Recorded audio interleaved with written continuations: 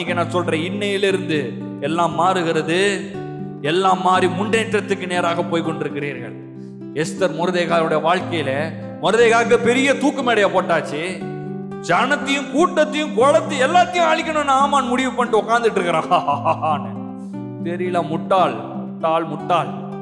நீ போட்ட தூக்குல நீயே தான்டா தொங்க போற. தூக்கு மேடைய பார்த்து பார்த்து சிரிக்கிறான் மொர்தெகாய். மொர்தெகாய் இப்படிதான் நான் சொல்றேன், உங்கள் பிரச்சனைகள் எல்லாம் ஒன்றுமில்லாமல் போகும். உங்களை தொடக்கூடாது. எவனும் அவன் தான் ஜாக்கிரதையா இருக்கணும். தொட்டானா அவன் போயிடுவான், காலியாயிரும், அவன் காலியாயிரும். சபிக்கலாம் இல்ல, சொல்றேன், நான் வேதத்துல நடந்ததுதான் சொல்றேன். என்ன ஆச்சு? மொர்தெகாய் தொங்கலங்க, அந்த தூக்கு மேடையை செஞ்ச ஆமானே தொங்குனான். உங்க வாழ்க்கையில் இதுவரைக்கும் உங்களுக்கு பிரச்சனையாக இருந்த, தடையா இருந்த எல்லா பிரச்சனையும் முற்றுக்கு வருகிறது. அதெல்லாம் ஒண்ணு இல்லாம ஆகிறது. நீங்க தாழ்வில் இருந்திருக்கலாம், ஒண்ணுமில்லாமல் இருந்திருக்கலாம். நீங்கள் உயர்த்தப்படுகிறீர்கள்.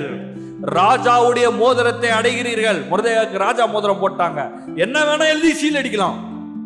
எவ்வளவு பெரிய ஆளாயிட்டா இருப்பாருங்க மொர்தெகாய். இப்போ இவ்வளவு நாள் வாசல்ல உட்காந்துட்டு தூக்கு மேடையில எப்ப போட போறாங்க? ரொம்ப கொடூரமான கேவலமான நிலை. ஒரே நாள் எல்லாம் சூழ்நிலை மாறிடுச்சு. இன்னைக்கு ராஜா மாதிரி ராஜா முத்திரத்தை எடுத்து போடலாம். அந்த நிலைமைக்கு ஆண்டவர் இயேசுவின் நாமத்தில் உங்களை கொண்டு வருவாராக. உங்க பிள்ளைகளை கொண்டு வருவாராக. உங்க பிள்ளைகள் எல்லாம் தேசத்தை ஆளணும், உலகங்கள் ஆளணும், பெரிய ஆபீசர்ஸ் ஆகணும், நல்ல படிப்பை படிக்கணும், உயர்ந்திருக்கணும். அதுதான் நீங்க எதிர்பாருங்க. சரி, ஏதோ எனக்கு படிப்பு சரியில்லை, எனக்கு வாய்ப்பு இல்லை, அதனால இருக்கிறேன். சரி, உங்க பையன் உங்க பேரன் உங்க பிள்ளை ஏதாவது ஆகணும், உலகத்தை ஆளணும், பெரிய கம்பெனியை நிர்வகிக்கணும். அதுதான் ஆண்டுடைய சித்தம். உலகத்துல இருக்கிறவன் ஆண்டுட்டு இருக்கிறது இல்லைங்க. தேவனுடைய பிள்ளைகள் எல்லாவற்றையும் ஆள வேண்டும். அப்ப நான் இன்னைக்கு சொல்றேன், உங்களுக்கு எதிராக வருகிற எல்லா வல்லமைகளும் ஆவிகளும் இயேசுவின் நாமத்தினால ஒன்றுமில்லாமல் போகிறது. உங்களுக்கு விரோதமா எந்த பெரிய ஆவியும் வர முடியாது.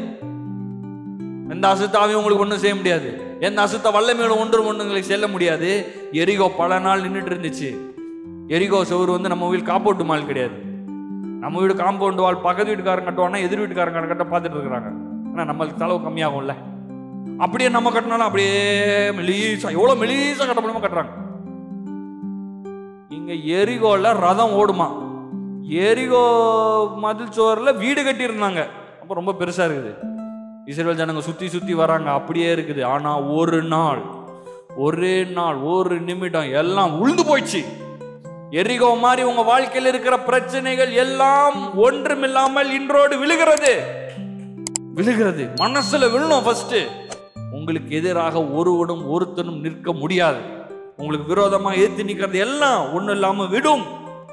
உங்க வாழ்க்கையிலே எல்லா நன்மைகளாலும் தேவன் உங்களை நிரப்புவார்.